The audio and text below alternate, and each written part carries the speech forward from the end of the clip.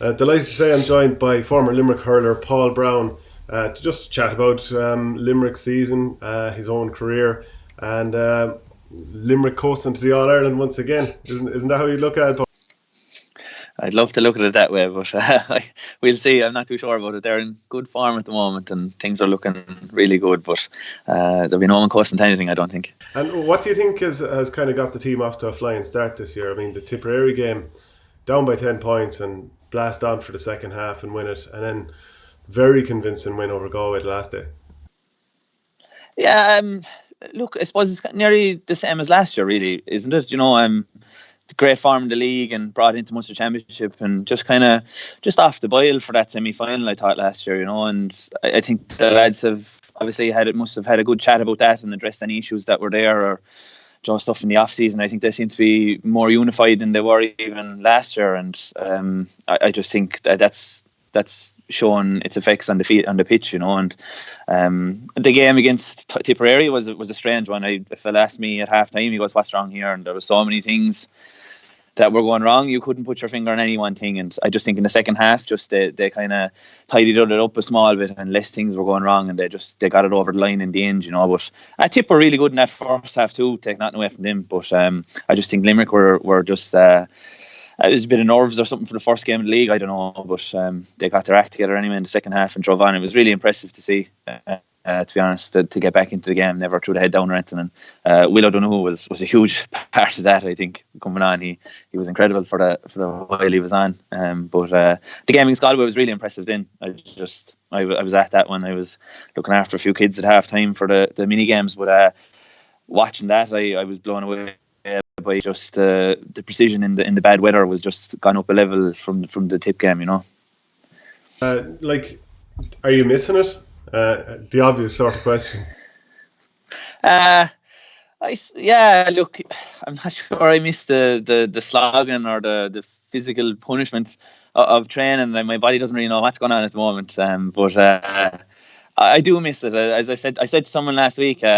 I was chatting to Caroline Currad. I was chatting to her very briefly. I said, if you told me I could tog out with the lads and have the crack and sit in the car for 2 hours of training and tog back out and eat the dinner and have the crack with them after, I'd probably go for that more so than going back training. But obviously it's easy to say that in the league in the winter, Shane, but when the summer rolls around now, it's a different story altogether. There isn't a hurler alive wouldn't like to be playing for their county in the summer, I was actually looking back, trying to figure out when you'd made your debut in the championship, and you can correct me if I'm wrong, but it looks like it was 2009 against Waterford, and there was an article in the Examiner because it finished something like 1-8 to 11 points, an absolute stinker of a game. But Dermot O'Flynn had written, after a spectacle that must surely rank with the worst ever in the Munster Championship, to ask the 25,000 faithful who were in Semple Stadium yesterday to hang on for extra time would surely have been a human rights violation. Do you remember that game? I do, yeah, I do. It lashed rain at half time. It was a really wet day. It lashed rain at half time, and we were out in the pitch and Waterford wouldn't come back out, so we went back into the tunnel to stay out of it, and then we all went out together. But it was a terrible game. I think I got on I think my debut, I think Graham Mull got on the same day actually. It was both of us, but I got on for the last 10 minutes and it was a draw, and I ran onto a ball in the 14. I'd say it could have been near the last puck of the game, and sure, I saw my name in lights, but sure didn't I stick the hurley into the ground and run out over the top of it, up into my stomach it went. But that was my debut. The next day then, my full debut was the replay in Thurles, and I was marking Tony Browne, and I got a fair education there, I can tell you. But that was it. That was the right one. Yeah. Do you have any particular favourite memory? I'm going to bring up the 2009 semi-final and maybe what happened after that with Limerick, because a couple of bad days there. But do you have any particularly positive memories over the years? I've loads, Shane. I grew up dreaming of playing for my county, and I got to realise it for 11 years. So even during the bad times, it was there were still great memories to have, and you can sit down and have the crack now over a cup of coffee or a pint and chat to the boys, and you'd have some stories to be telling. But that day against Mark and Tony Browne was a huge thing. I remember the ball was about to be thrown in, and I was looking at this fella beside me, and sure, I'd grown up as a young fella watching him all the way up along, and just to be standing beside him, I was kind of overawed for a few minutes. But I got a bit. One funny thing there, I got a bit kind of rowdy with him. A ball went over a line, and he halved me on the sideline, and I didn't do it a second time anyway. That was a fact. But that 2009 season was great. Just playing with lads that I'd grown up watching. Mike O'Brien, Niall Moore, and all these fellas like Mark Foley, Ollie Moore was around. All these fellas was just amazing. Like to be in there as a young fella, and Damien Ray, all these lads. But that was I really enjoyed that year, and obviously that semi-final wasn't great, but any year you were playing was good, and there's loads of memories. But that first day, that replay against Tony Browne was one thing that stood out for me. Can I just jump on back to that semi-final against Tipperary? So that ended up being 6-19 to 2-7 to Tipperary. A heavy day, but even the fallout then, because Justin McCarthy dropped 12 players, plenty more walked away in protest.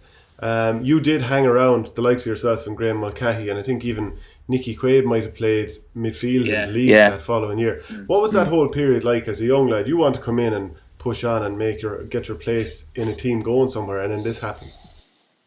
Yeah, that semi-final was just a disaster, to be honest. I got whipped off at half-time. It was my first big game in Croke Park, and All-Ireland semi-final, sure, dreams are made of it, but sure, it was a nightmare for me. We I don't know, we changed our tactics before half time there, or before the throw-in even. I was meant to be doing one thing, and 5 minutes before the game started I was doing another. Sure, I was all over the shop, but I was terrible the same day, so I got whipped off at half time, rightly so. But after that, in the winter, it was just spiraled from one thing to another, really. Look, Justin, he went to drop a few fellas. It was the manner he did it was the thing, and then obviously I was only my first year in the panel. I just, when it came round to the time to decide what to do, I just felt that I wanted to play with Limerick all along, and I was only young, and I just felt like I didn't have any right to be stepping away, so I stayed around, and it was an extremely difficult year.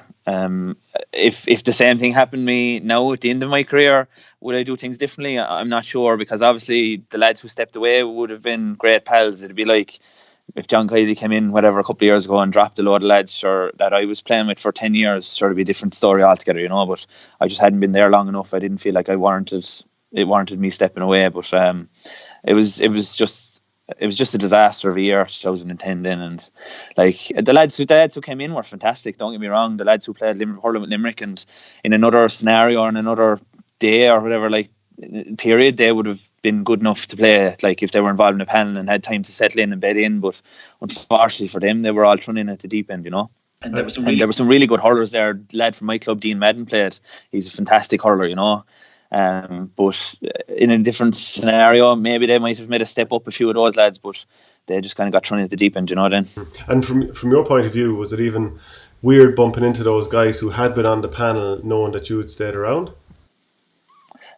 There was no animosity between the players, and it was all very individual, as in it was left up to each fella to decide whether they were going to stay or go. And I remember James Vincent O'Brien stayed around. He would have been on the panel, and he stayed around and played. And obviously it was myself, I think it was Dave Breen, Brian Sullivan, Graham, and there was a couple more stayed around. And obviously, as you said there, Nicky came in 2010 that year. Then that would have been his debut in the league that year, playing midfield. And but I suppose the weird thing was that you went from being a young fella on the panel to having to be a leader in the space of a year, and it was a bit overwhelming, to be honest. And there was no real animosity around the players or anything like that. There was the public obviously were saying a couple of nasty things here and there, and obviously in the papers it wasn't easy to read about getting all the hidings and stuff, But I only recently enough, I only saw the result of one of those games. We played Tip in the Gaelic rounds, and I didn't think it was as bad as it was, but geez, we got a woeful hiding that day. But it was tough. It was a tough scenario to be in. It was tough for the lads who were out of it. It was tough for the lads who were in it. No one wants to go through that. I don't think anyone in Limerick wants to go through it again. But it seemed to, I suppose, it was a catalyst for I know it from speaking from fellas saying it, that some lads got involved in Limerick hurling. John Kiely got involved in Limerick hurling after watching that. He said after watching that 2009 semi-final, he was sitting in the stand, and that prompted him to get involved in Limerick hurling, and other fellas the same. And the academy was set up not too long after and stuff. So I suppose maybe whilst it was a really rough time, it provided the foundations for going forward, and maybe what we're kind of seeing at the moment, And like you mentioned, Nicky Quaid being midfield in that game, and he comes from a long line of brilliant goalkeepers. Did you think it was unusual to see him drift back into the goals, having started midfield? Because he's a good sticksman. You could see him being an outfield player. Yeah, he's a fantastic outfield player. I've had to mark him in a few club games or play against him, and like we can't win a high ball off him, and he wins all the ruck balls, and he's a really good player. He probably could have made it out the field as well, but as regards to keeper, he's top class. He's one of the best we've seen in Limerick, and he's one of the best I've seen around for a long time, and it seems to be like he's heading for 31 now, and it doesn't seem like he's slowing down anytime soon. From your point of view, then, you would have played in that game 10 years ago where Cork absolutely hammered you. When you had that bit of a shadow side, it was something like 2-19 to 12 points in the Munster Championship. And Cork again this weekend. Do you have any recollection of that game, the 2-19 to 12? I do, yeah. I was marking Ben O'Connor the same day, so I have a fair recollection, I can tell you, of the game. But it was a tough day out now, and Ben gave me a bit of a run around the same day. But we were thereabouts for a while, and we had a man sent off, and we missed a penalty and stuff, and obviously then they just ran away with it near the end of the game. But we gave a good enough of account of ourselves for 35 or 40 minutes, but it just, their experience and quality overall probably shone through near the end of the game. It was blowing Parky Queeve. It was a nice sunny day. I was marking Ben O'Connor. It was a tough day out now, I can tell you. I was half back. I wouldn't consider myself a great half back now, but that's my memories of that. It was we played Offaly then afterwards, I think, in the qualifiers, and we gave them a right good game, but again just ran out of steam, and kind of a bit of quality might have shown in the end as well. You spent most of your time as a midfielder. I know you were saying wing back there. Do you think midfielder, the position has changed much in the last 10 years? It has definitely, and you've seen a transition, I suppose. When I came in, there was huge big men playing midfield, and next thing I kind of transitioned to suit maybe someone smaller like myself, where the ball was kind of being moved through the channels and stuff, and getting on ball and moving it on, and link play. I suppose it kind of changed that. Now it seems like midfield is your trenches kind of a job. It's half backs and are coming out there, half forwards are coming out there, midfield is in there, corner forwards are coming out there, and it's about winning the ball in there and just about creating space inside, I think, and moving the ball into those areas then. But if you don't have a real strong physical midfield, I don't think you're going to survive in the intercounty game at the moment. And you see the size of the Limerick lads at the moment, like the half-backs, half-forwards, midfielders are huge men. Like Will, Keane, Dan, Diarmid, Declan, they're all topping 6'2", 6'3", all these fellas, so it's about the physicality to win the ball in there, and then to move it on into the space again. Was any of the reason that you decided to call it a day, or were you just other things cropped up in life? No, look, obviously I had a good few knee injuries. I've had 4 surgeries in my right knee for cartilage damage, and I've had the cruciate in my left knee. So I suppose maybe if I'd stayed fit, I might have been able to adapt to the game a bit. But I suppose just having the time out and stuff, I just think physically it kind of came against me trying to get back. And like the likes of Will and Keane and there, and just sat down and had a chat with John, and maybe we just realised that kind of time was up for myself, and as regards getting to the level required, or just the bit of pace might have gone or something, and it happens, it's fine. It comes to a stage for everyone, but I suppose just realising that and accepting it maybe was a small bit difficult, but the lads there now at the moment are flying it. They don't need any help from me at the moment, so I'm kind of content enough to have stepped away, But was there a period of sort of trying to unplug yourself from it, because I suppose you're in what everyone refers to as the bubble for so long? Yeah, it's still very difficult, to be honest. Obviously, I've taken the new role there in the north side in the academy, so that's really filling my evenings. I've been involved with all the underage teams, minors, 20s and stuff, so I kind of taken it that nearly just in my own head I'm kind of pretending I'm still hurling, because I'm out nearly Tuesday, Wednesday, Thursday, Friday evenings. I'm kind of out training, or Saturday mornings and stuff, and Sunday mornings, so I'm just kind of pretending I'm hurling. So maybe I haven't fully accepted it yet, but if I wasn't in that role, I probably would have a bit more free time to be trying to pass. But at the moment it's going well. I'm still involved in hurling. I'm trying to not be on to the lads, or to be asking what's going on. It's difficult. You love to be known, but trying to stay away from that and just give them their space and stuff. And obviously I meet them every so often for a cup of coffee or whatever, in the chat. But just trying to the bubble is a huge thing. You're nearly indoctrinated. Like you don't know what to do. Your week is scheduled, your week is planned, and like when you have the free time, then you just end up filling it idly sometimes. But trying to find something productive is the main thing to do. So without going into the details, when things happened over the winter and there was stuff that kind of made the media headlines, would you have been a little bit worried? Oh no, things might kind of just go wrong for Limerick here for reasons that aren't actually related to hurling? I wasn't worried. Like I wasn't worried that it was going to spiral and things were going to go disastrously bad, like, or anything like that. I just think that obviously coming from the 2018 and the media spotlight being on us and the league and the Munster being so impressive in 2019 then, and maybe then the talk about the line ball and the 65 and Kilkenny game, the media was kind of on us again, and it just kind of went from one thing to another. And I think the fellas just have kind of learnt their lesson to maybe just to mind their house a small bit better, and just to kind of keep out of the media, because when you're at that level, people are looking at you the whole time. So anything you do is scrutinised, and anytime you step out of line is going to be published. So I wasn't worried about it. It was a couple of small isolated incidents. Fellas made mistakes. They were dealt with, and I think they've obviously moved on very well at the moment. What was the change that John Kiely made when he first came in at the end of? It was the end of 2016, so 2017 would have been his first season. What did he change? Because I even spoke to him about this and said, in the first season, I definitely wasn't convinced after watching that Kilkenny qualifier in Nolan Park. I thought the team looked a little bit panicked on the field. Now, maybe I'm wrong with that, but there was just such a massive jump then in 2018 in terms of how he performed. But what did he change tangibly? Just to go back to that 2017 game against Kilkenny, I actually, whilst it may have looked panicked, I think it was kind of more a fear that we might actually get over the line. Do you know what I mean? It's like that it was there for us and we could have taken it, and we just didn't. And I think that kind of manifested itself as a bit of panic on the field more so than anything else. And like it was more a fear of just pushing over the line, and we kind of held ourselves back a small bit by making stupid mistakes. And I remember that day we gave an awful lot of long deliveries into Paul Murphy and co inside the Kilkenny backline, and we just didn't handle the situation well. But John just brought a bit of belief to us and a bit of unity, just to realise how good we were and how good we could be, and just to get fellas to trust each other and have the confidence in each other to work hard, and just the unity of the panel. The lads themselves came together an awful lot as well. Like, the young lads and the old lads gelled very well, and obviously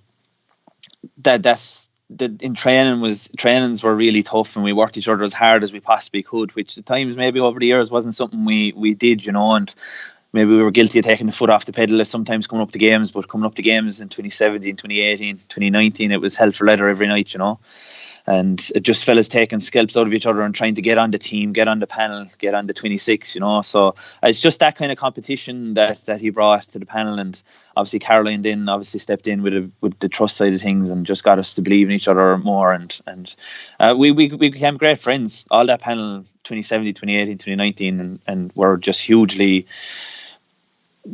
friends with each other, and the camaraderie was brilliant, and then obviously that's something you would miss now being out of it. But everyone still stays in touch, and everyone, like, you've done something fantastic together, so obviously that's still there, Because one thing that I was going to mention is, like, 2017, that Kilkenny game, and kind of you've given the reasons there why you think it went wrong, but there was 3 times in the game where Limerick lads pulled on the ball on the ground under no pressure, and it was just like gifting possession away. Whereas now this Limerick team, watching them against Galway last week, it's like watching a little bit like Barcelona, where they don't mind taking a pass even if they're under pressure and have someone right behind them. So it just couldn't be more night and day. Like, that style of play, I don't think anyone's ever done it quite like this, to pass to someone when he's already under pressure and have the confidence to retain the ball. Yeah, look, obviously Paul Knock's a huge part of that, Shane. His trainings are incredible, the way they're laid out, the way one drill flows into the next drill, the way every night has a meaning and a purpose to what you're trying to do. And every time you're in a drill, if you don't see it, he'll explain it to you, but most of the time you can know why it's laid out, why you're doing it. Like, we would have worked a lot of those, like, Paul calls it applied skills under pressure, so like Paul would always be of the mantra that he needs to put you under so much pressure at training that you will never see it in a match. So that's why maybe it looks like these lads are so comfortable on the ball at the moment, especially against Galway that day. It was a nasty enough day. the weather-wise, and they were still firing the ball to hand. Touch was good, but I can guarantee you for the couple of weeks over the winter there, when they were doing this skill work, like back in Rackeel, it was probably 10 times worse weather, and they were still probably getting the ball to hand. First touch was good, so when it comes to a game, they're well able to do it, but it's just like, I just think one thing Paul brought was that just to trust lads' skill levels, because you're an inter-county hurler and you only need a yard of space. So if you have a yard of space, just give it to the man. As long as your pass is good and you're doing the right thing with the ball, like if you give your man a chance to get it in his hand, well, he's going to do it anyway, and look after the ball then after that. Does Paul Connor think about hurling differently to most other people you've come across? Yeah, Paul Connor thinks differently to most people I've come across, full stop. But he does. He's a total different way of looking at it. It's just the way he designs his sessions. He takes every factor into consideration, and then obviously he can adjust it very quickly on the pitch then as well. But he does. It's not rocket science, Shane. Everyone's trying to do it at the moment. Like, you're trying to look after the ball as best you can. But like, it's just about training well enough to be able to look after it in the matches is the thing, and I just think the Limerick lads have that nailed at the moment.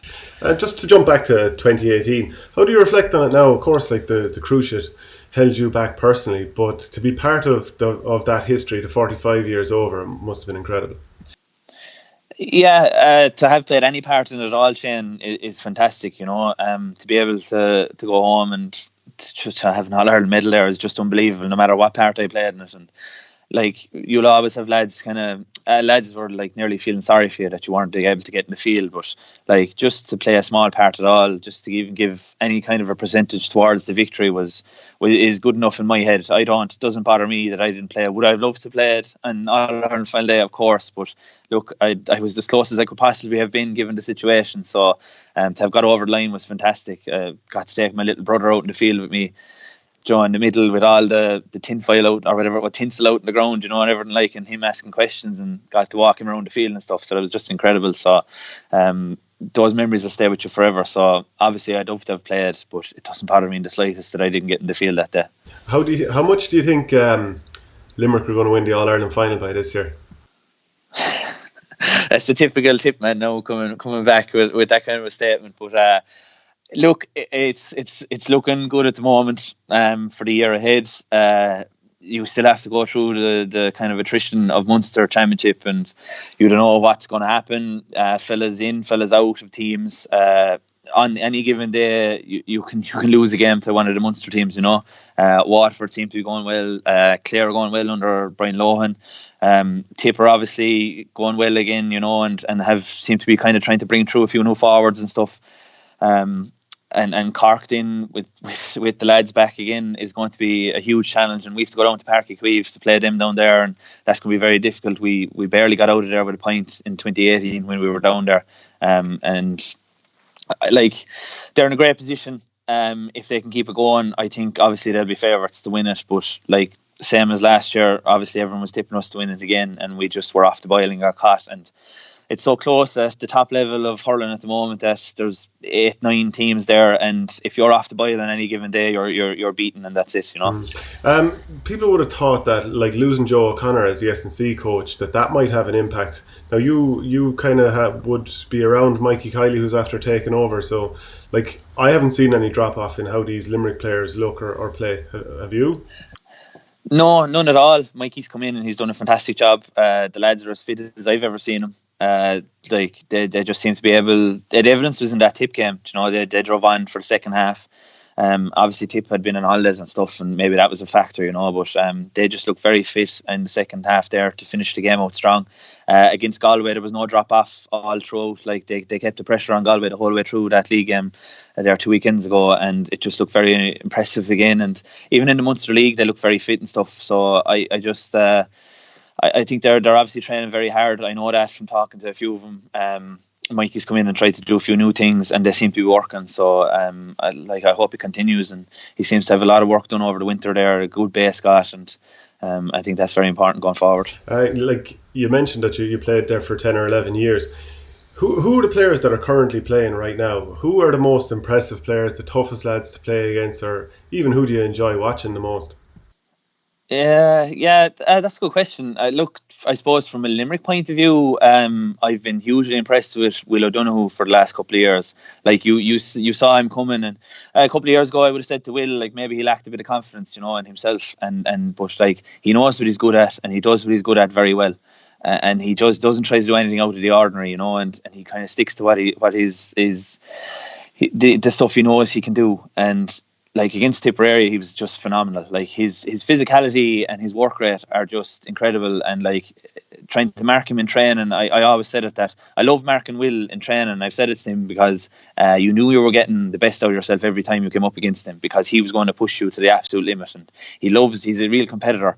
So I really enjoyed marking or playing against him the last while, and obviously watching him now was great. Just from other counties, then Paddy Deegan's really impressed me lately for Kilkenny. I just think from where he's come from a couple of years ago to what he is now, he just seems to be growing every game he plays.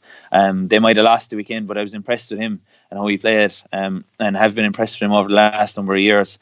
And it is good to see David Reedy back with Clare, because he's still one of those small lads at midfield and seems to be doing a job. So it's good. He seems to be going well as well after his year out. So it is nice to see him going well as well. Do you think there's any concern that if Limerick were to lose one player, like let's say Aaron Gillan or Cian Lynch, that thing like, if Kilkenny lost TJ Reid for the year, it'd be very hard to see them competing for an All-Ireland. But with him, anything is kind of possible. Do you think if Limerick lost Gillan or Cian Lynch, that you might be in any trouble?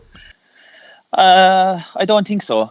I think they'd be able to sustain a loss like that, and Aaron obviously would be a huge loss, or someone like that. Your free taker obviously is going to take some serious readjustment, but I just think the depth of the panel there at the moment is really impressive. The young lads who've come in seem to be stepping up as well, so I think currently they'd be able to sustain an injury like that and keep going, and obviously hopefully it doesn't happen or anything like that, but I think just the depth that they have in the squad at the moment is very impressive. It seems to have come on a small bit more than it has over the last number of years as well, so more players seem to be pushing, like David Reedy there and co seem to really pushing hard this year, and like the half back line there at the moment, like Barry Nash is after coming in, so like there's too many shapes to fill the gap there at the moment, like, so someone's going to lose out, but it's great to have those options. Well, thanks very much, Paul. Appreciate you giving me so much time, and we'll chat again soon. Cheers, Shane. No bother.